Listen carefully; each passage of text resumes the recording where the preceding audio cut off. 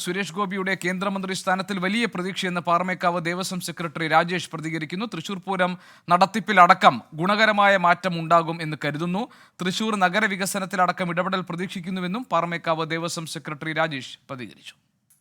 വലിയ പ്രതീക്ഷയാണ് പൊതുവെ ജനങ്ങൾക്കുള്ളത്. കേരളത്തിനും പ്രത്യേകിച്ച് തൃശൂർ പോലൊരു നഗരത്തിന് വലിയ ഒരു മുൻകയറ്റം ഉണ്ടാവുന്നതിനാണ് എല്ലാവരുടെയും ആഗ്രഹവും പ്രതീക്ഷയും. നമുക്കെല്ലാവർക്കും അറിയാം, കുറേ കാലമായിട്ട് തൃശ്ശൂരിനൊരു വളർച്ചയില്ല. ട്രാഫിക് കൺജഷൻ, അങ്ങനെ പല ഇഷ്യൂസ് ഉണ്ട്, വെള്ളക്കെട്ട്, അങ്ങനെ പല പ്രോബ്ലംസ് ഉണ്ട്. അതുപോലെ ഇൻഡസ്ട്രീസ് ഇല്ല.